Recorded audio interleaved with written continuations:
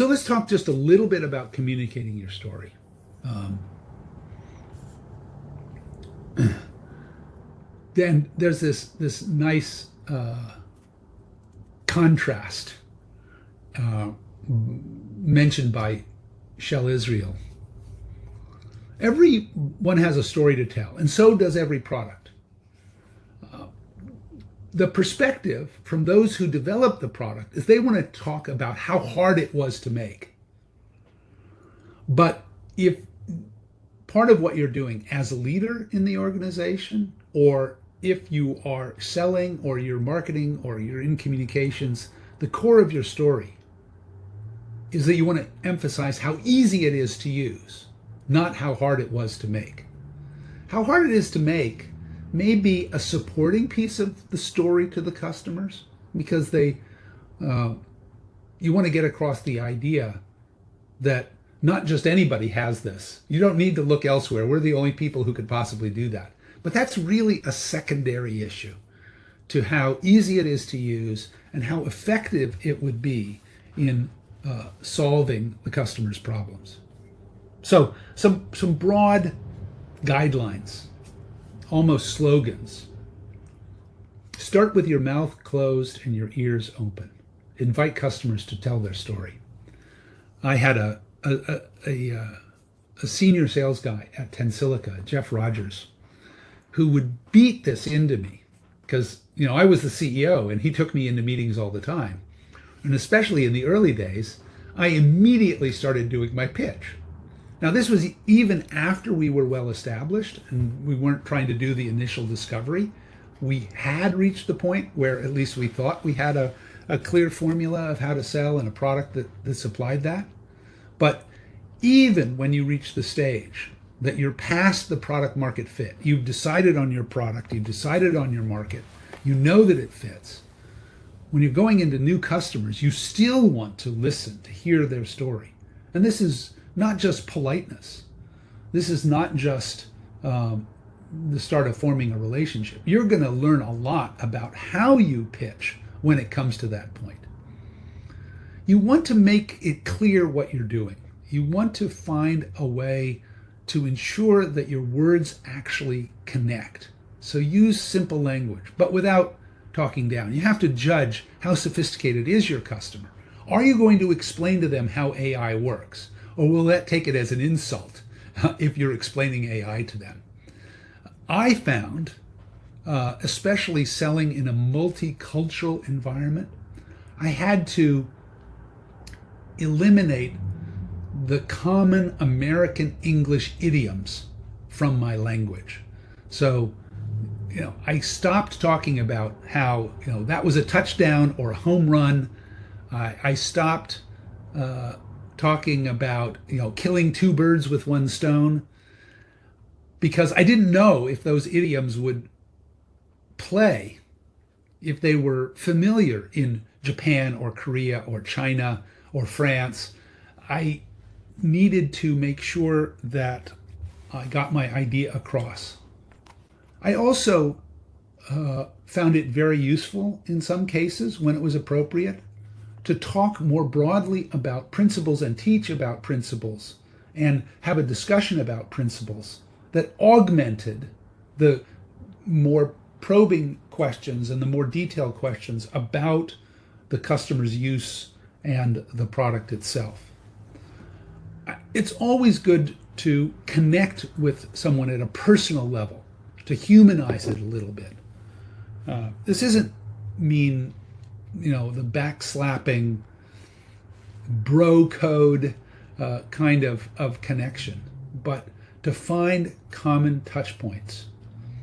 When talking about who you are, but also in talking about what the product is for.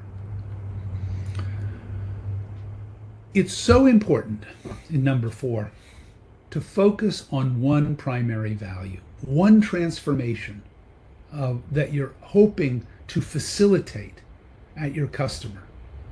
That if you have 10 benefits, you don't want to deal with all of those benefits equally. You want to figure out which one is the main one driving the customer's life improvement or disaster risk reduction, and to simplify and clarify and focus on that. Of course, you need to ask broad enough questions by itself that you know where to focus. But once you focus, the power of one transformation at the customer is worth 100 slight improvements at the customer. Number 5, find ways for other people to speak for you. Everyone knows that you are representing the customer and you're representing the company, and that your ultimate goal is to sell something to them. And so you may have some credibility from the detail with which you speak about your understanding of the problem, and certainly your understanding of the product and your understanding of the technology. But people will rightly assume you have a clear bias. And so finding those things that you can cite, endorsements, press, user quotes, people who have less of a stake or less biased, maybe even just a little bit less biased. I mean, you may have gotten a quote from a user to whom you gave an early discount to, on the understanding that they would contribute a quote. And of course, you're only going to publish a positive quote if you're the channel. So it's not perfectly unbiased. But seeing that there are other people who are aware of it, seeing that there are people who have taken the time to say something, and often to say something positive, speaks volumes. You want to be ready for these conversations, but it's not like you're trying to make so polished a presentation that you could have just sent a video recording. The things that happen in a live conversation are so valuable that you want to make sure it feels like a conversation and less like a sermon or a recording, just saying the same thing over and over again. And finally, in the language you use and in the way you think about the impact of your efforts on the customer. You got to be thinking bigger than just your brand. It's not just about the success of your company.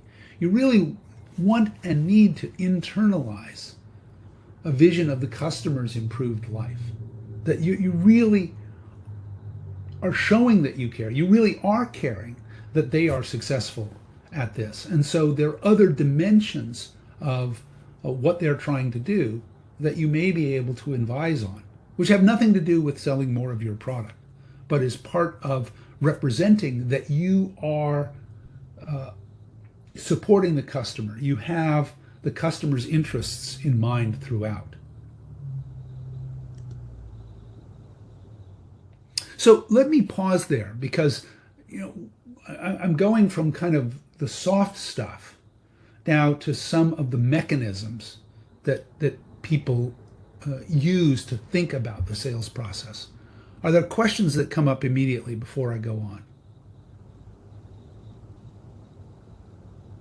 All right. So the sales funnel is common terminology. And you can think about this in two ways. You can really think about this as your internal process that manages some number of engagements that are going on and takes them through the steps. Or you can think about it as a financial understanding of what is the total momentum in the sales process. It's a numbers game as well. So when people talk about what's the health of the sales funnel, they're indirectly talking about, well, how well does the process work? They're directly talking about, well, how many people are we having first meetings with? How many deals are late in the pipeline? What is the rate at which deals in the pipeline actually lead to closed business? So it is a process that the company is using to find them, and it's the process that companies use in their engagement, and it's the numbers around all of that. So the sales funnel is classically something like this, and I think the pictures are kind of important. That you have stages. For example, classic stages might be prospect, qualification, needs analysis, initial offer, detailed proposal, and negotiation.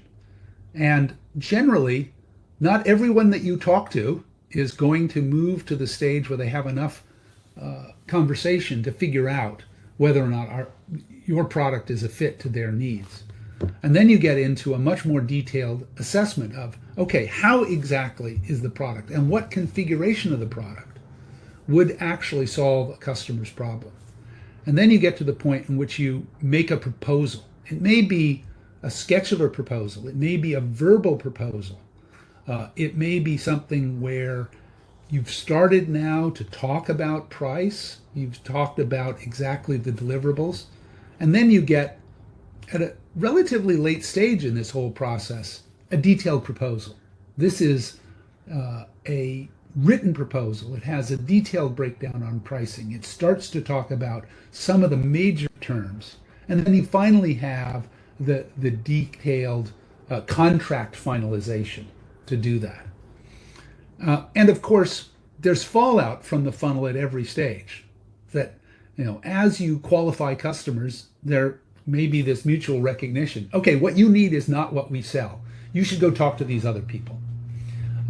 Or you may find, okay, my product sort of fits, but there's, you're talking about something actually that runs on Linux, and I only do Mac OS and Windows. So unless you're converting to other operating systems, or we're converting to other operating systems, it's not going to work. Or you only work in the cloud, and we're actually offering just an on-premise solution. There may be things when you get into the detailed needs that are not fit, and you'll have fallout from that. And so you ultimately get down to, hopefully, a relatively small number of deals where you're a great fit relative to the number of people you talk to. I say that as something you desire. Of course, you'd love every prospect to become a customer, but it's worrisome if you don't have very many prospects, because it suggests that by the time you get through all this filtering, you'll have nothing left. And people often will look at, well, what is the value in dollars? What's the number of deals at each of these stages? And looking at the evolution of those numbers over time tells you things about how well your product is fitting, how well you're ramping. Have you systematized things well enough? The classic case for a premature ramping of a sales organization is that you get a funnel which has a huge number of deals up here and absolutely nothing trickling out the bottom, because you don't even know what are the right ways to find and qualify customers that are going to be a fit, because you don't have the right product, or you don't have the right understanding of which customers are a fit. You also will look at this same information over time, over the means by which you found the customer. And so you get an idea of all of the dynamics. You would certainly like to get to a point in your business where you have numbers that you can track, that you have gotten to a point where, for purposes of business planning, you can depersonalize it a bit. But that is a later stage. But it's something that becomes important, because ultimately what you're doing in the early stages will influence what happens later. I took a snapshot here of actually an early stage funnel diagram from Babel Labs. So we really were talking to a number of different people. We talked about what the state of it was, what their project was, what was the key motivation, who were the competitors, what were the gating items, where were we in the funnel, and what would we have to do next with NXP and LG and Motorola Solutions and V-Cube and Onkyo. And so we could start to get an understanding of what was happening. So the sales funnel, as I mentioned earlier, is a process for tracking these engagements to get an understanding on a deal-by-deal basis and on an aggregate basis, where are you? Now, you have to deal also with the fact that hope is eternal, that when especially a salesperson engages with a new customer, they convince themselves and they work to convince the rest of the organization that this is the real deal. This is a hot customer and the company should be allocating resources to this particular deal because that salesperson wants to make sure that they have resources working for their customer. And so it pays to be skeptical. It pays as a management team to ask hard questions about, is it really a good fit? How well do you really understand what's going on here? So over time, the CEO starts as the chief salesperson, and they're talking to every customer themselves and has an intimate understanding of how real or unreal this prospect is, how much of a stretch it is. But later they are a sales manager, and they are asking the salespeople or asking the other sales manager, okay, do we really understand what the problem is that we're solving? Do we really understand what their alternatives are? Do we really understand their budgets? Do we really understand their timeline? And so you are constantly scrubbing this to make sure that you're seeing the solid business which lies inside of this collection of potentially this potential noise of optimistic ideas about where deals could come from. On a per deal basis, you're tracking a lot of information. Who is the customer? Who are the key players of the customer? What's the possible size of the deal? How are they going to use it? What's the timeline? What are the blockers? Who are the competition? And you and other parts of sales management are going to put a probability on it. You're going to try to have some uniform standard by judging what is the likelihood. And then you can come up with a number, which is, of course, a highly inaccurate number. But you end up inevitably multiplying a probability by the size of the deal in order to give you a sense of what the funnel value is. And you track that. Because clearly, if your probabilities are getting better, or the total number of deals in the pipeline is getting bigger, then it probably is the case that you have a prospect for doing more business down the road. Of course, people mislead themselves all the time about what the probabilities are. So you have to view this pretty skeptically. One of the questions that's always central to the sales process is establishing price and value. And oops, I think I may have lost some words here in some reformatting. Let me just fix this. There we go. So value comes from what's the benefit to the customer? What's the use case? Oh, excuse me. Just a moment.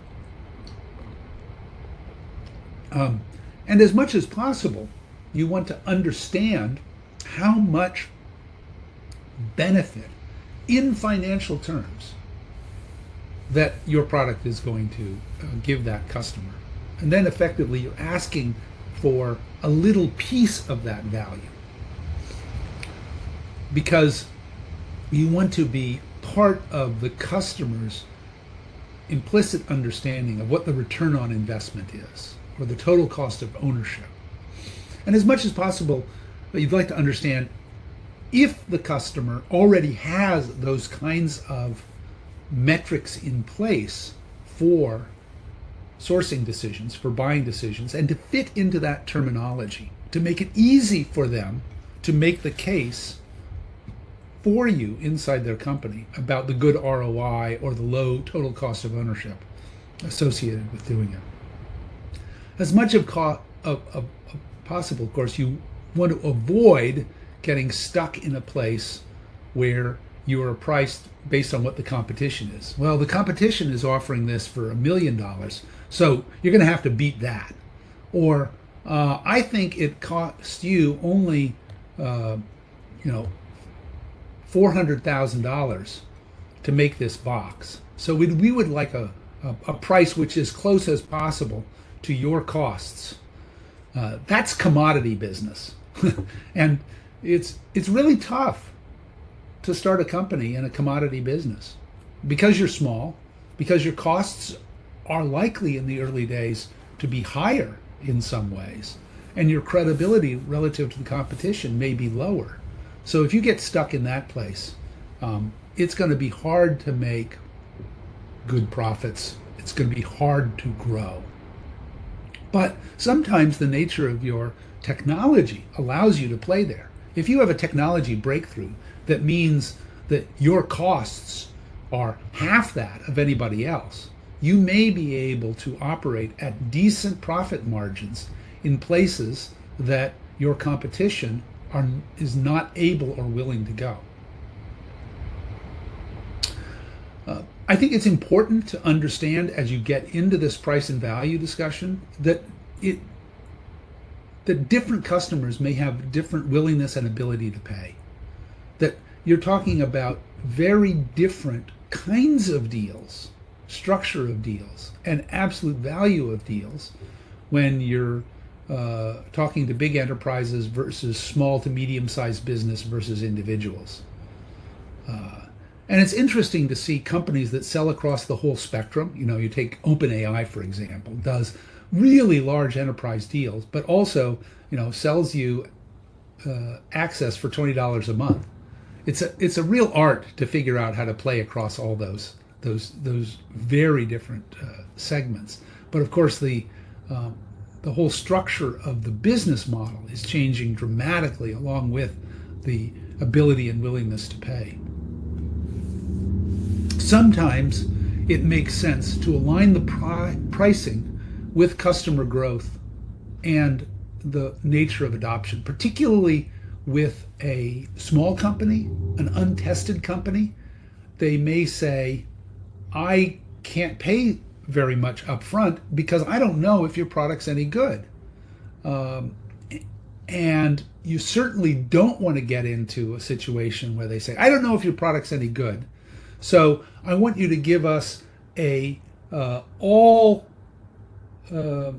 whole company enterprise deal that allows us to use this product forever and ever at this incredibly low price, where the price is set by the level of value you're initially providing. What you want is something which is more usage-based. It sort of says, okay, just buy one seat, or just get this usage-limited case, or pay by token, until you get to a point at which the usage really starts to increase. And then you can put in place a different business model. It also creates a dynamic in which you can talk about a real win-win. We don't succeed unless you succeed. That we're really interested in making sure that we support you to get wide adoption, because we don't really make significant money until it's very widely used. So it may it may be they initially object to the idea of paying per seat rather than having one universal license. But you also can argue, well, this really means that we are motivated as your supplier to make sure that people understand how to use the product, because we succeed when you succeed. I think it's always the case that there is an opportunity to find champions inside your customer, and they play an incredibly valuable role. And I think that as a startup leader, I underestimated the value and the opportunity with champions. I thought that everybody was going to be equally skeptical about our new untested product. In fact, you find people who are very enthusiastic. If you think back to Geoffrey Moore's Crossing the Chasm, which characterized how companies behave, really, that there are some early adopters and then there's the more skeptical majority, and you have to get from one to the other. Well, inside of any organization, there are people who are early adopters, and you want to get those people knowledgeable, because they will do a lot of the heavy lifting in convincing the customer that this is a great thing. And they may be motivated by particular pain that they have that they're trying to solve. They may be motivated by a desire to upgrade the class of technology that their company is using. And so these are often people who are attracted to the big technology vision that you tell as well, not just to the immediate benefits. But you also need to understand that there are economic buyers who control the budget. They are going to be less passionate. They are going to be looking perhaps less far down the road about what this could do to transform their organization, and more thinking about the hard numbers of what's the ROI, what's the cost of ownership. As you think about establishing value, make sure that you're establishing the value of the whole product, and make it, as where possible, an explicit part of the proposal, so that you probably offer or may offer support, training, upgrades, service level agreements, and you want to make sure that those things are visible in the proposal, so that they are reminded that you have a whole product and that the value is more than just the box or the piece of software. It's all of that capability around it. But it often doesn't make sense to negotiate the price of each one and then just sum up the total at the end. That ultimately you want to bundle them together so that they are aware that they're all there and value them, but you're negotiating about a whole value price. And then there are, details of negotiation. Clearly, if you, in the first meeting or two, you're talking about what discount you're going to offer, that's probably not a great strategy. You want to save the discounting for later in the process if you can. Because for sure, towards the end of the process, when the customer knows that you are eager to close the business, they're going to push for discounting. And so you don't want to discount heavily at the beginning and then heavily again at the end further. Instead, you may find that you can add components in the business model that give essentially discounts based on how much volume, or you sort of say, okay, we've been talking about a 2-year deal, but if we make it a 3-year deal, we can make that third year much lower price than the first two. Or you may decide to do something for them if they agree to participate in a case study. There may be an almost explicit motivation for a discount that comes from doing a joint press release, because, of course, those endorsements are critically important to your momentum early on. There are a variety of different tools out there to think about pricing and value, and I cite a number of them here. I'm not going to walk through all of them. I will mention the first one, the MEDIC framework, which is a framework used for complex business-to-business sales, which really says there are these 7 elements that you need to understand. You need to understand what are the metrics associated with the adoption of this technology. You need to understand who's the economic buyer, what are the decision criteria. You need to understand what the decision process is. Particularly in a big company, there may be some real formalism about buying decisions. You need to assess the degree to which you really identify the pain, understand who your champion is, hopefully more than one champion, and you need to understand who your competition is. That these are reminders of the way that you build a complete picture of what's going on. But if you're interested in pricing and value, I urge you to take a look at these different